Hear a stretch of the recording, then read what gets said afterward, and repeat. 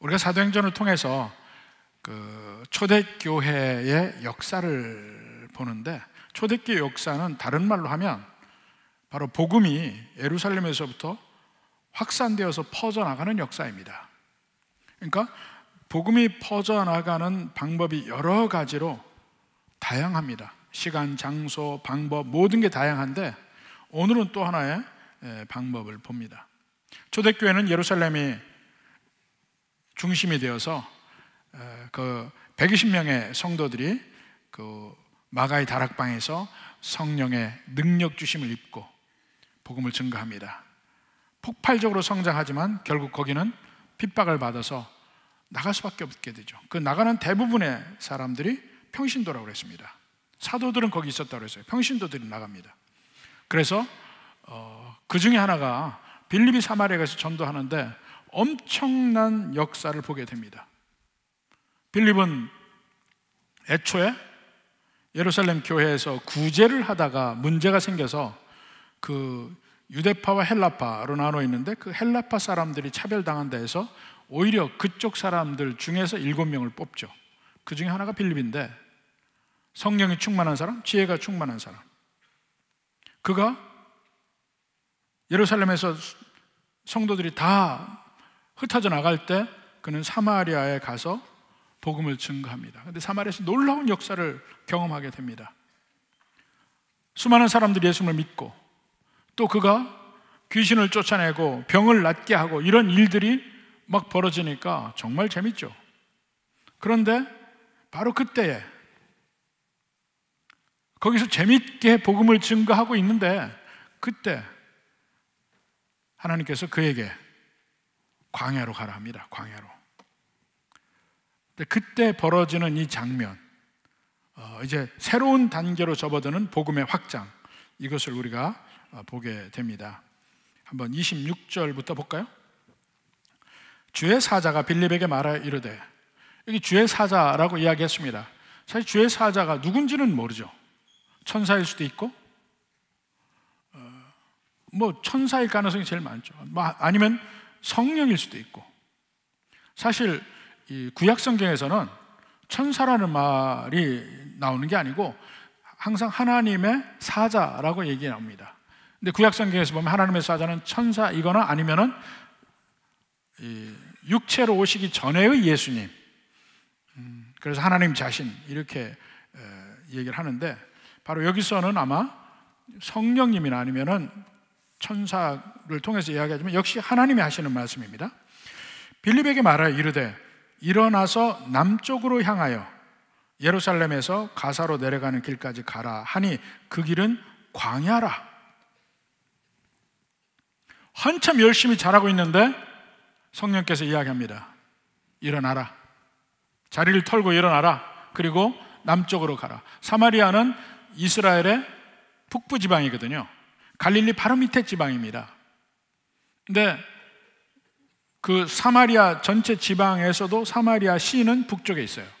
그 사마리아 그 옛날 그 이스라엘의 수도인 사마리아는 좀 북쪽에 있습니다. 근데 거기서부터 내려가라는 건 남쪽으로. 어디까지 가냐면 가사로 가는 길에 광야. 근데 광야까지 가려면 한 100km가 넘게 걸립니다. 그러니까 사마리아에서부터 세겜 쪽 베델, 기브아, 예루살렘, 베들레헴, 헤브론까지 내려와서 거기도 계속 산지예요. 오르막 내리막 오르막, 능선길이지만 오르막 내리막 있습니다. 굽이굽이 갑니다.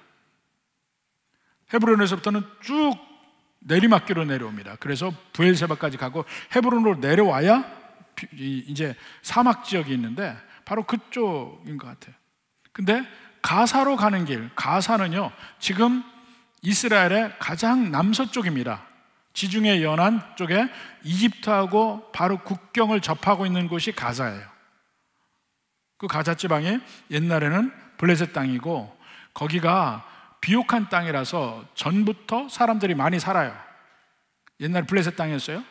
그래서 농업이 발달한 곳입니다. 그래서 그 이스라엘이 독립할 때도 이미 거기 사람이 많이 살았습니다. 그래서 지금도 문제가 되는 게 거기가 팔레스타인 사람들이 살아요. 그게 가사 지방인데 그때부터도 도시로 발달된 곳입니다. 근데 그 근처까지 가서 광야까지 가라는 얘기예요. 근데 한참 막 북적북적하고 사람들 막 예수님 믿고 교회가 세워지고 봉사가 되고 막 그 부흥하는 교회인데 갑자기 성령께서 남쪽으로 가라. 뜬금없이 빌립은 남쪽으로 갑니다. 능선길을 따라서 족장길 지나가서 광야로, 거기는 아무도 없어요. 사람이 없어요. 사마리아는 사람이 많은 곳에 그래도, 근데 광야길은 아무도 없는 데를 걸어가는 거예요. 그때 빌립이 어떻게 생각했을까요? 며칠 동안, 그러니까 한 3일 정도는 걸릴 것 같은데, 그 3일을 가는 동안 사람이 점점 없는 곳으로 가요. 나중에는 아무도 없는 곳에 가요. 도대체 여길 내가 왜 갈까? 나는 지금 전도의 열정이 막 끓고 있는데 아무도 없는 곳에 왜 가라고 했는지 이해도 못하고 불평도 나왔을 거예요. 사람을 만날 정도로 하죠. 근데 그때에 예루살렘에서 그 가사로에서, 그게 이제 보통 가는 길입니다. 이집트 쪽으로 해서 아프리카로 가는 길이 그 가사로에서 지나가요. 바로 그쪽에서 만나는 사람이 있죠. 27절부터 봅니다. 일어나 가서 보니 에티오피아 사람 곧 에티오피아 여왕 간닥의 모든 국고를 맡은 관리인 네시가 예배하러 예루살렘에 왔다가 돌아가는데 수레를 타고 선지자 이사야의 글을 읽더라. 에티오피아는 지금의 에티오피아예요. 그러니까 이 나일강 상류 지역, 거기가 이제 상나일, 하나일 하는데 그 나일강 상류 지역 남쪽에 거기에 있는 고대부터 내려오는 국가, 거기에 여왕 간다게. 근데 간다게라는 것은 여왕의 이름이 아닙니다. 여왕의 타이틀이에요. 이집트의 왕의 타이틀이 파라오잖아요. 파라오, 바로, 우리 성경에는. 또 로마에서는 그 황제의 타이틀이 가이사, 시저였잖아요. 그런 식으로 타이틀이에요. 에티오피아 여왕도 누가 됐든 간에 그 여왕의 칭호가 간다게였어요. 근데 그 간다게의 모든 국고를 맡은 관리인 네시, 고위 관료죠. 예배하러 예루살렘에 왔다는 겁니다. 그러니까 아니 그 남쪽에서 왜 예루살렘까지 왔을까 생각을 하는데 두 가지 가능성이에요. 하나는 그 에티오피아에 살던 원래는 유대인, 그 디아스포라 유대인일 것이라고 생각을 합니다. 사실 나일강 상류 쪽으로까지 해서 유대인들이 많이 내려가 살았습니다. 사실 가장 많이 내려간 때가 언제냐면 이 남한국 유다가 멸망했을 때, BC 568년에 남한국 유다가 멸망할 때, 그 멸망하고 나서 또 반란이 일어나잖아요. 그 바벨론 총독을 죽이죠. 예레미야서에 보면 바벨론 총독을 죽이고 나서 자기들이 겁나니까 예레미야까지 끌고 애굽으로 갑니다. 그 애굽으로 간 사람들이 애굽에 정착해 살고 그 이후에도 이제 내려간 사람들이 있어요. 그래서 나일강 상류 지역에 사는 사람들의 기록도 남아 있습니다. 유대인들의 기록이 그 중간에 엘리파틴이라는 섬에서 살았던 그 유대인들의 편지까지 나오는데, 그래서 거기 유대인들이 살았단 말입니다. 그러니까 아마 그들 중에 하나라서 디아스포라라서 예루살렘에 예배하러 왔는가 이렇게 생각할 수도 있고, 또 다른 면은 이방인이지만 유대교에 전향해서 유대교를 믿는 사람이거나 이럴 수 있습니다. 그래서 예루살렘에 하여튼 예배하러 왔다가 수레를 타고 가는데 선지자 이사야의 글을 읽는다 그랬습니다.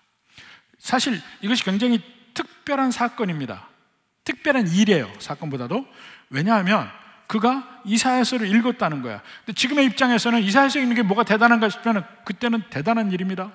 성경이 없었어요. 성경이 이제 되게 구약 성경이 이 스크롤로 두루마리로 되어 있습니다. 양피지로 해서 쭉 글로 써서 길게 돼서 이것을 봉에다 끼워서 둘둘둘둘 말아서 이게 한 봉이 됐고, 봉이 있고, 그 봉이 이사야서만 해도 이게 3개였어요. 3개. 그래서 심지어는 제1 이사야, 제2 이사야, 제3 이사야 이렇게 이 자유주의 학자들이 나누기도 합니다. 봉이 3개예요. 3개인데 그 중에 그러니까 거의 마지막 번 이사야를 읽는 거예요. 왜냐하면 이게 53장이니까. 그러니까 근데 이것을 그 당시에는 개인이 소장할 수 있는 게 아닙니다. 성경은 이 회당에만 있었어요.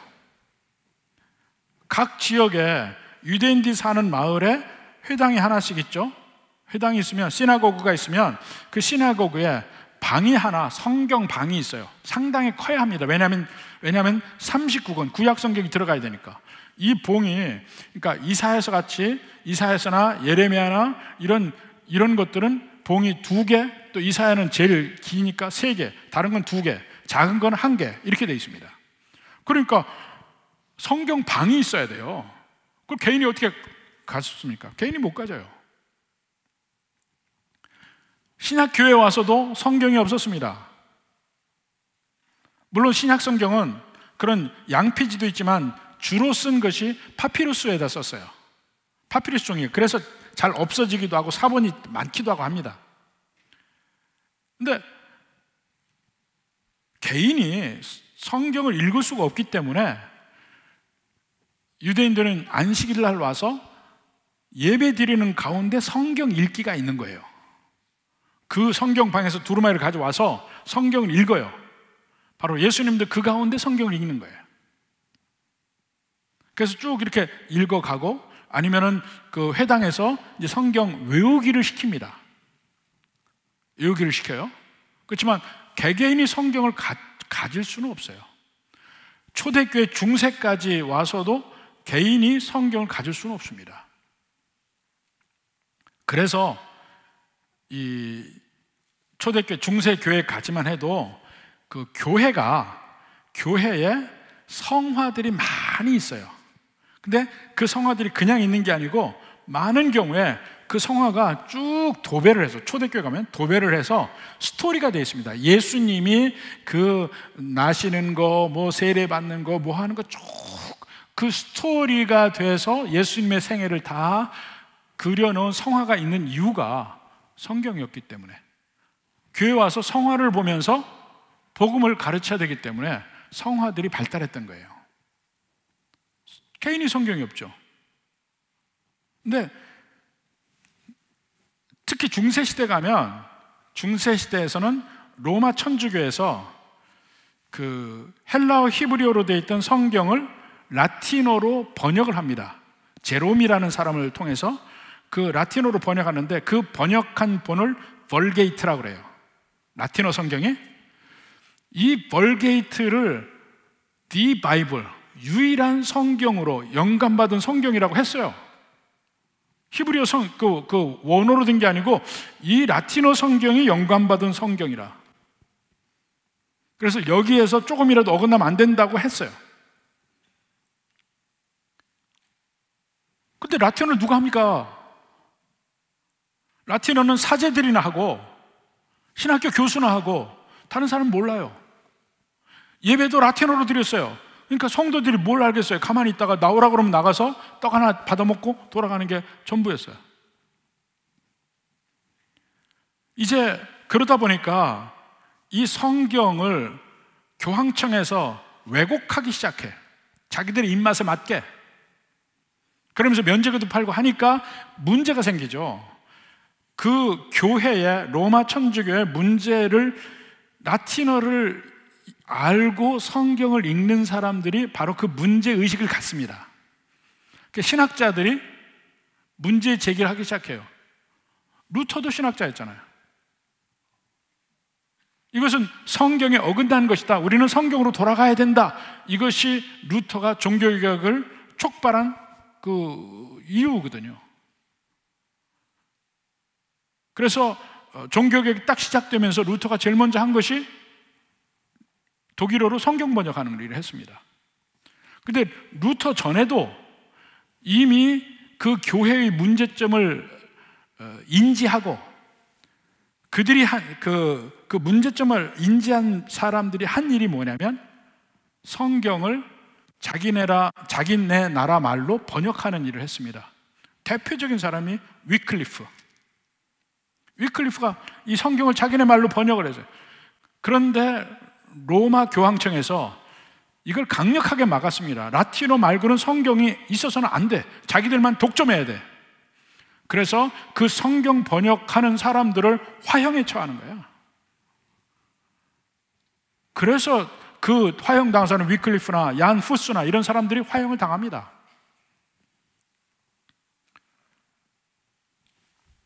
근데 종교개혁이 터지면서 루터가 또 독일어로 성경 번역을 하죠.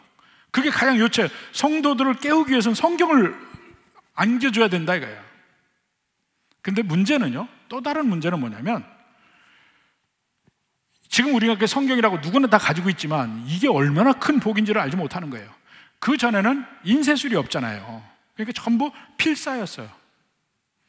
필사로 성경을 번역했습니다. 그리고 나서는 그 다음에는 우리 불경을 인쇄한 팔만대장경 있죠? 그 다음에는 목판에다가 찍는 일을 했습니다. 근데 목판에다 찍는 일은 몇 번 하면 이게 목판이 닳아요. 이거 보관하기도 힘들고, 그리고 하나를 하려면 책의 장수만큼 목판이 있어야 돼. 얼마나 어렵습니까? 책의 장수만큼 목판이 다 따로 있어야 돼. 그러다가 구텐베르가 금속활자가 나오는 거예요. 금속활자는 이 긴 막대 끝에다가 글자를 새긴 거죠. 글자를 새기면 이 영어 같은 그래도 나요. 우리나라 말 제가 어렸을 때 보면 도시마다 여러 곳에 인쇄소가 있었어요. 근데 인쇄소를 가서 보면 이 조판이라고 하죠. 글판이 엄청나게 많이 있습니다. 가나다라에서 쭉 다 있어요. 그래서 글이 있으면은 그걸 하나씩 빼서 조합을 맞춥니다. 그래서 낑겨요. 서로 딱 끼워서 완전히 조판을 해서 이걸 찍습니다. 이 일을 했어요. 인쇄소에서. 얼마나 어려워요. 그래도 이것은 금속으로 된 것은 계속 몇십 불, 몇백 불 찍어도 괜찮잖아요. 이게 인쇄의 혁명이라. 그리고는 성경이 퍼지기 시작한 것이죠. 퍼져도 성경을 갖는 것이 20세기 들어오기 전까지는 너무너무 어려웠습니다. 비싸고. 근데 이때 아무도 개인이 성경을 가지지 못하는 때 이 사람은 이사야서를 읽고 있다는 거야.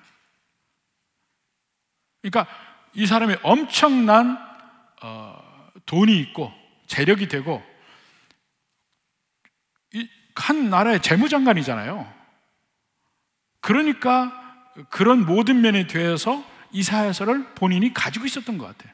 그러니까 이사야서를 읽는다는 것이 아무런 우리에게는 감흥이 안 와요. 이때는 엄청난 사실입니다. 사실은 이런 두루마리를 개인이 가지고 있어?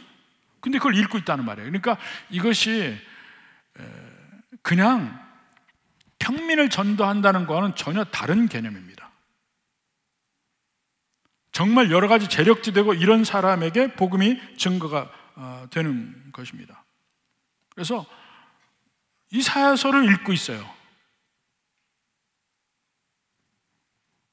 엄청난 일이 일어난 거죠. 그런데 그때 성령, 29절에 성령이 빌립더로 이르되 이 수레로 가까이 나아가라.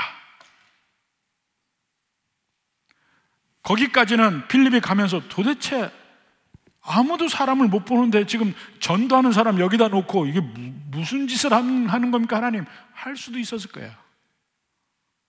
근데 한 수레가 있는데 거기 가까이 가라는 거예요. 광야니까 뭐 바로 보이죠. 그래서 달려가서 보니까 선지자 이사야의 글 읽는 것을 듣고 말하되 읽는 것을 깨닫느냐? 왜냐하면 못 깨닫죠. 못 깨닫는 게 뭐냐면, 그 당시 모든 유대인들은 메시아를 기다리는데 승리하는 메시아를 기다리잖아요. 메시아가 오면, 왜 기다립니까? 메시아가 오면 이스라엘이 회복하고 로마도 다 멸망하고 다른 모든 열방을 다 물리치고 오직 세계의 중심이 이스라엘이 될 것이고, 모든 만국의 왕들이 와서 이제 우리에게라서 우리 여호와 하나님께 머리를 숙이리라. 이것이 그들이 고대하는 거예요. 승리의 메시아, 영광의 메시아, 능력의 메시아를 고대하고 있는데, 이사야서 53장은 고난받는 메시아를 이야기하고 있습니다. 그러니까 그가 그러한 이 성경을 읽고 있을 때 이해가 안 되는 겁니다. 이게 누구냐? 대답하되 31절에 지도해 주는 사람이 없으니 어찌 깨달을 수 있느냐고 빌립을 청하여 수레에 올라 같이 앉으라 하니라. 읽는 성경꾼은 이것이니 일러스되 그가 도살장으로 가는 양과 같이 끌려갔고, 이사야서 53장 고난받는 메시아, 그러니까 그 죽임당하는 메시아를 얘기하잖아요. 그래서 33절 끝에 보면은 누가 그의 세대를 말하리요 그의 생명이 땅에서 빼앗김이로다 하였거늘. 그 내시가 빌립에게 말하되 청컨대 내가 묻노니 선지자가 이 말한 것이 누구를 가리킴이냐? 자기를 가리킴이냐 타인을 가리킴이냐? 그럴 때 빌립이 입을 열어 이 글로 시작하여 예수를 가르쳐 복음을 전하니. 이렇게 올 수밖에 없죠. 이사야서 53장이니까 그 말이 또 연결이 되는 겁니다. 빌립도 이 말을 이해하고 있었기 때문에 설명이 되는 거죠. 그렇게 해서 그가 진정한 복음을 영접하고 예수님을 영접하고 고난받는 메시아인 예수님을 알게 된 것이죠. 자, 성경을 가르쳤죠. 그 다음에 이제 믿게 되니까 36절에 세례를 줍니다. 길 가다 물 있는 곳에 이르러. 물이라는 건 광야니까 아마 오아시스 정도가 되지 않을까 생각합니다. 이르러 그 내시가 말하되 보라 물이 있으니 내가 세례를 받음에 무슨 거리낌이 있느냐? 이에 명하여 수레를 멈추는 빌립과 내시가 둘 다 물에 내려가 빌립이 세례를 베풀고 둘이 물에서 올라올세. 이렇게 얘기합니다.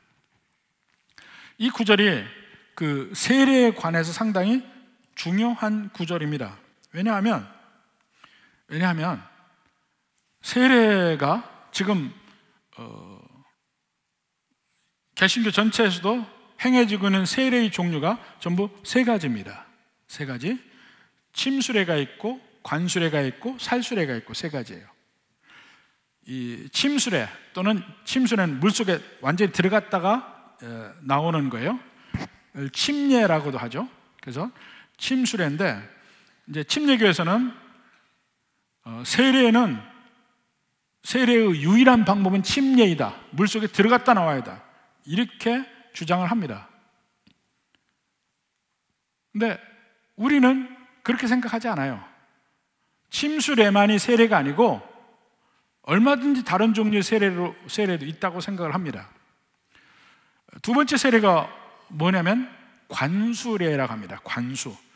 관수는 물에서 사람을 물속에 완전히 들어갔다 나오게 하는 것이 아니고, 이제 물에서 이제 머리를 숙이고 있으면 세례자가 물을 담아서 머리 위에다 붓는 거예요. 용기를 사용할 수도 있고 그냥 손으로 부을 수도 있고, 이게 관수례예요. 근데 이 관수례는 주로 지금도 그리스 정교회에서 사용하고 있습니다. 사용하고 있고, 참 재밌게도 초대교회 모든 그림들을 보면 100% 관수례를 하고 있어요. 머리를 이렇게 붓는 거, 이 들어가는 게 아니고 머리를 붓는 걸 하고 있습니다. 100%예요. 관수례를 하는 그림이 남아 있어요. 근데 우리는 뿌리는 것을 합니다. 이것을 살수례라고 하는데, 뿌리는 걸 합니다. 근데 뿌리는 걸 하는 것의 근거는 뭐냐면, 출애굽기 24장에 언약을 맺는 장면이 나옵니다. 언약을 맺는 장면. 그 언약을 맺는 장면 보면, 자, 출애굽기 20장에서 10계명이 주어지죠. 21장부터 23장까지 율례가 주어집니다. 모든 율법이 다 주어집니다. 그리고 나서 24장에 보면 이 모든 율례를 백성들 앞에 모세가 낭독을 하니까 백성들이 뭐라 합니까? 우리가 준행하리이다 하고 약속을 해요. 그때 뿌립니다. 두 번에 걸쳐서. 한 번은 모든 기명에다 뿌리고 한 번은 백성들 머리에다 뿌려요. 그 양의 피를 뿌려요. 그리고 언약이 이루어집니다. 이 언약 조인식이에요. 바로 이것을 근거로 해서 우리도 바로 예수 그리스도의 핏뿌림을 상징하는 면에서 물을 뿌립니다. 근데 우리는 그것만 된다고 얘기는 안 해요. 우리는 세 가지를 다 인정합니다. 침례도 인정하고 관수례도 인정하고 우리 뿌리는 우리도 인정하고 그 뿌리는 것으로 충분하다고 얘기를 합니다. 근데 침례교에서는 침례만이 유일한 방법이라고 얘기하는데 그건 아니에요. 그래서 그들이 그 침례만이 유일한 방법이라고 말하는 근거가 마태복음 3장 16절입니다. 마태복음 3장 16절인데 예수께서 세례를 받으시고 곧 물에서 올라오실세 보라 물속에 들어갔으니까 물속에서 올라오는 거 아니냐 하고 이야기합니다. From the water라고 되어 있거든요. 아포라는 말씀인데 물속에서 올라왔다 이렇게 되어 있거든요. 근데 오늘 본 구절을 보라 합니다. 38절 39절 보면 빌립이 세례를 주고 있고 에티오피아 내시가 세례를 받는 사람이에요. 근데 둘 다 물에 내려갔다 그랬습니다. 오아시스가 있으면 그 물에 같이 내려간 거야. 내려가서 빌립이 세례를 베풀고 둘이 물에서 올라올세. 물에서 나왔다고 되어 있습니다. 거기 그 전치사가 에크라는 전치사인데 거기서부터 나왔어요. out of라고 되어 있어요. 거기서 나왔어요. 그러면 이것을 물에 들어간 것을 침수라고 하면 세례자까지 물속에 같이 들어갔냐 이거예요. 그건 아니잖아요. 물이 있는 곳에 같이 들어갔다가 나왔다는 걸 얘기하지 물속에 완전히 잠수, 침수가 된 것을 말하는 건 아니다. 이 근거로 이야기를 합니다. 그래서 그 세례를 주다, 세례하다 이 말이 지금 영어로는 baptize라고 그러죠. baptize. 원래 헬라어로 밥티조라고 합니다. 같은 말이에요. 밥티조라는 말에서 baptize라는 말이 나왔는데 뭐 끊임없이 침례에서는 그걸 침례라고 번역을 하지만 우리는 꼭 그렇게 하지 않습니다. 뭐 침례를 받을 수 있어요. 그러나 그것만이 아니고 뿌려도 충분하다. 그것이 우리가 믿는 것입니다. 그러니까 이런 면에서 충분히 여러분들 알아두시고 자 그렇게 해서 이제 세례를 주었습니다. 세례를 주고 39절 후반부에 보니까 주의 영이 또 성령이 얘기합니다. 빌립을 이끌어간지라. 빌립을 이끌어갔습니다. 내시는 기쁘게 길을 가므로 그를 다시 보지 못하니라. 내시는 그 길을 갔죠. 바로 이것이 에티오피아에 복음이 증거된 그 출발점이라고 우리 생각을 합니다. 그래서 원시 기독교가 에티오피아에 남아있고 이집트에 남아있어요. 그 이집트에 있는 것은 콥틱교라고 하고 에티오피아는 에티오피아 자체의 그 기독교가 원시적 형태로 남아있고 심지어는 거기 교회에서 나름대로 교황의 위치 자리에 있는 사람도 있고 나름대로 거기서 지금 법궤를 가지고 있다고 합니다.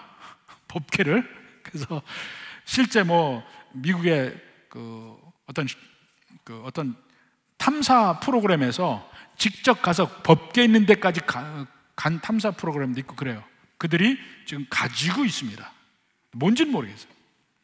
근데 그럴 정도로 고대부터 독특한 그 형태, 다른 데하고 그 섞이지 않은 형태의 고대 원시 기독교를 지금도 에티오피아에 가지고 있는데 출발점이 여기라고 생각합니다.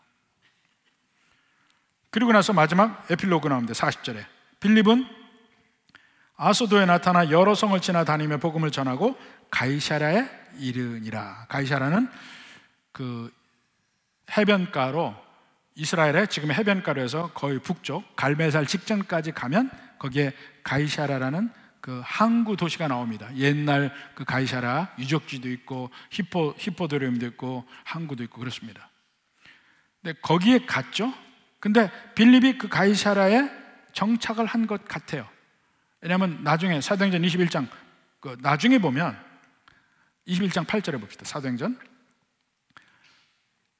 이튿날 떠나 가이사랴에 이르러, 누가 떠나냐면 바울의 일행이에요. 마지막 3차 전쟁 다 끝나고 예루살렘으로 갈 때 이제 막 그 팔레스타인 땅 입구에 도착한 게 가이사랴예요. 가이사랴에 이르러 7 집사 중 하나인 전도자 빌립의 집에 들어가서, 그때 빌립이 가이사랴에 살고 있는 거예요. 머무니라 그에게 딸 넷이 있으니 처녀로 예언하는 자라. 그때까지도 예수님 잘 믿고 교회 리더로서 활동을 하고 있었던 것을 봅니다. 이렇게 해서 빌립이 에티오피아 내시를 전도하는 이 모든 장면들이 나오는데 이것이 굉장히 중요합니다. 전도의 역사에 있어서. 여기서 보면 우리가 알 수 있는 것이 몇 가지 있어요. 몇 가지 보면 제일 첫 번째로 이 전도라는 것이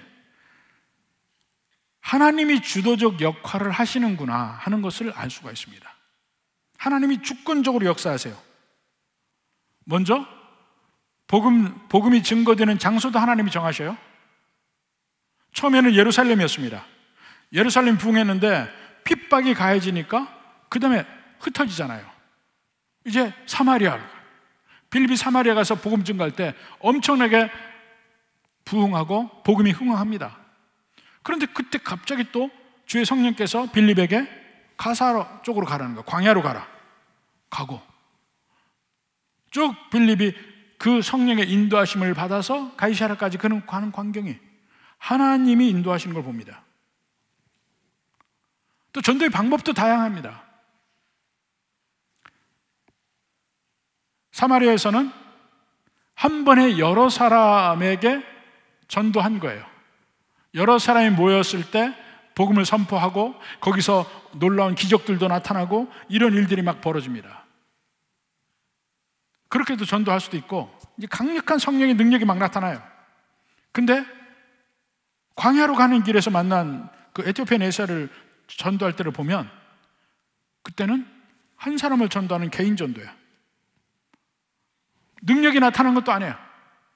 개인 전도하고 성경 공부하고 1:1 성경 공부해서 그에게 복음을 받아들이게 합니다.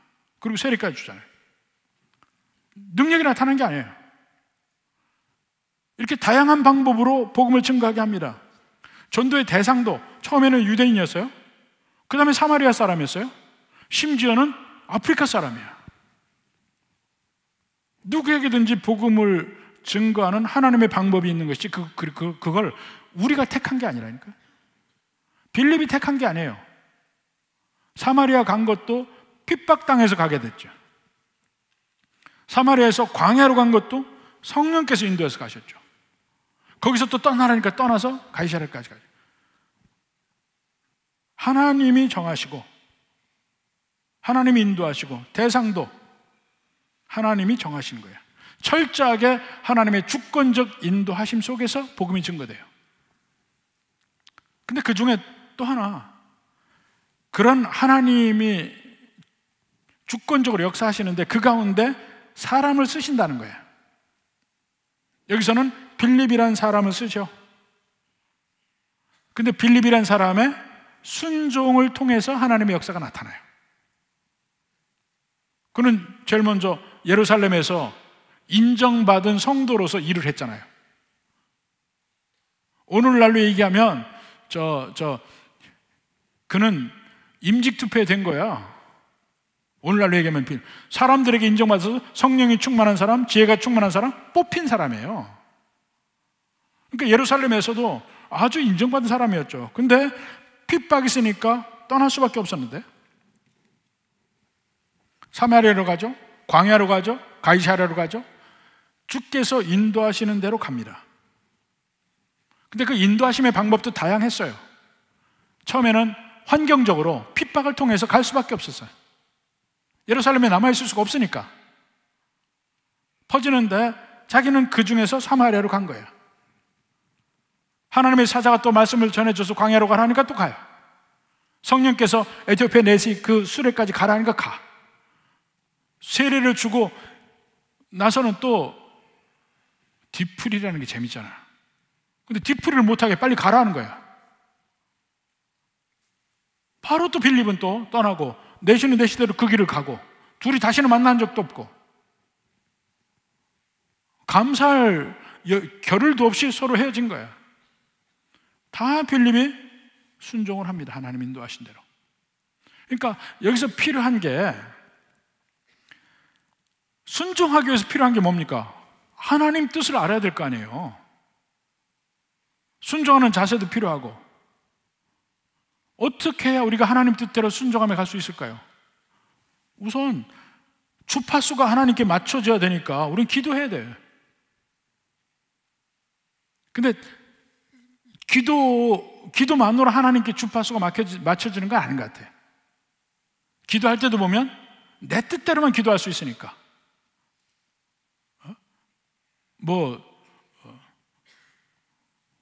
소나무 하나를 뽑아야 기도의 능력이 나타난다? 그건 내 뜻대로 하겠다는 거지. 오히려 기도하면서 더군다나 스스로 낮춤이 필요합니다. 하나님께 주파수를 맞춘다는 것은 내 뜻이 아니고 내 뜻을 계속 비우면서 주님의 뜻에 관심을 가지려고 노력하는 거예요. 그게 심령이 가난한 자고 낮은 자고 겸손한 자예요. 그래야 비로소 그 뜻을 알 수가 있습니다. 사실 빌립이 순종할 때 그렇게 사마리아에서 놀라운 능력을 나타내고 수많은 사람들이 믿고 그에게 대단하다 하고 할 때 거기서 떠나서 광야로 가는데 아무도 없어요. 그 순종할 맛이 나겠습니까? 순종할 힘이 나겠습니까? 그게 아니에요. 그래도 순종하는 거. 어디서 그 능력이 나오냐고요? 낮아지지 않으면 나올 수가 없습니다. 그리고 복음을 증거하는 데 보십시오. 누구에게나 해요. 예루살렘에서 유대인들에게 했죠. 유대인들이 상종하지 않는 사마리아의 사람에게 전도를 한 거예요. 상상하지 못할 일을 사실 한 겁니다. 그것도 하나님의 인도하심이죠. 서로 반대되는 사람이에요. 요새 말로 서로 남생이 등이요. 상종하지 않은 사람들인데 그것을 뛰어넘어 복음을 증거한 거예요. 마치 오늘날 보면은 선교사들이 일본에 가서 복음 증거하고 하는 거하고 비슷한 거예요.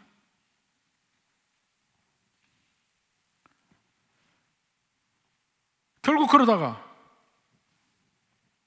또 광야로 가잖아요. 사마리아에서는 다양한 사람들, 특히 대중들, 평민들을 만난 거잖아요. 여러 사람 한꺼번에. 근데 광야에서는 전혀 다른 사람, 에티오피아 사람 만나죠. 그 사람은 일반 평민이 아니에요. 고관대작이에요. 성경까지 가지고서 읽을 수 있는 그런 종류의 능력 있는 사람이었어요. 그러니까 누가 되든 간에 지위, 고하를 막론하고 복음을 증거한 겁니다. 성령이 인도하신 대로. 그렇다고 해서 하나님의 주권과 인간의 순종이 꼭 같이 있어야 된다, 그런 개념은 아닙니다. 100% 하나님의 주권적 권한이 있습니다. 그 권한 안에서 사람을 쓰실 때 네가 거부하면 다른 길을 통해서 하나님의 뜻을 이루겠다는 것이죠. 근데 거기에 인간의 순종하고 합해지면 그 사람에게도 복이고 그를 통해서 하나님의 뜻이 나타나는 것 뿐입니다. 이걸 보면 전도라는 게 이렇게 되는구나, 복음 증거가 이렇구나, 우리 사는 삶이 어때야 되는구나, 이걸 여러 가지로 알 수 있어요. 우선 우리의 삶에서 결국 마지막 천국 갈 때 남는 거는요, 창세기도 우리 봤잖아요. 결국 남는 거는 내가 얼마만큼 많은 사람에게 전도했고 구령의 열정으로 살았는가, 그것만이 남는다니까요. 내가 여기서 아무리 높은 자리, 아무리 돈을 많이 벌고 아무리 내가 인기 있는지 뭘 하고 아무 관계 없어요. 생명을 얼마나 살렸는가, 그것만이 천국에 가서 남을 겁니다. 내가 하나님을 위해서 얼마나 헌신했는가, 그것만이 남을 겁니다. 그래서 필요한 것이 전도도 결단입니다. 결단, 순종의 결단. 어찌하든지 주님 뜻대로 하겠다. 근데 처음에는 사마리아 같이 막 전도할 때 많은 능력이 나타날 수 있어요. 근데 어떤 경우는 광야일 수 있다니까요. 거기서도 순종하느냐. 제가 요즘 안타깝게 생각하는 것이 전체적으로 그 영혼구원의 열정이 떨어지는 것 같아서 안타까워요. 그리고 소위 말해서 옛날에 그 우리가 신앙생활할 때 그 야성이 자꾸 떨어지는 것 같다는 게 얘기합니다. 뭐 제가 다른 지역하고도 목사님들 만나는 그 모임들을 여러 모임들을 하는데 이제 모여 보면 이제 이런 말을 합니다. 요즘에 이제 목회에 대해서 서로 얘기하는데 공통적으로 하는 말이에요. 큰 교회 목사님들이에요. 공통적으로 하는 말이 부교육자 구하기가 그렇게 힘들다는 거야. 부교육자 구하기가. 그러니까 제대로 일을 할 만한 부교육자 구하기 힘들다. 이런 얘기를 하면서 얘기하는 것이 한 분이 그래요. 요새 신학교에서 유행하는 노래가 유행하는 찬송이 있대. 뭐니까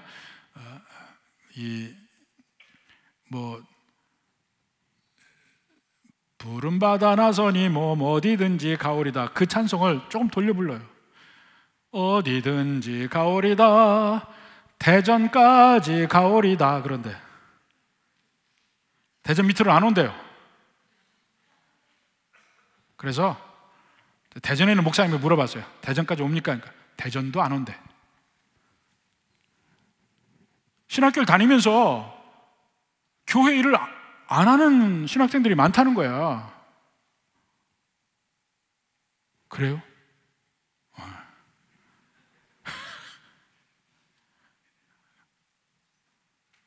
참 그것이 요즘에 문제다 하면서 얘기를 하는데, 신학생도 그렇고 일반 성도들 그렇고 옛날처럼 그렇게 뜨겁게 영혼구원에 대한 그 열정이 넘치는 그런 면이 부족해졌다는 거야.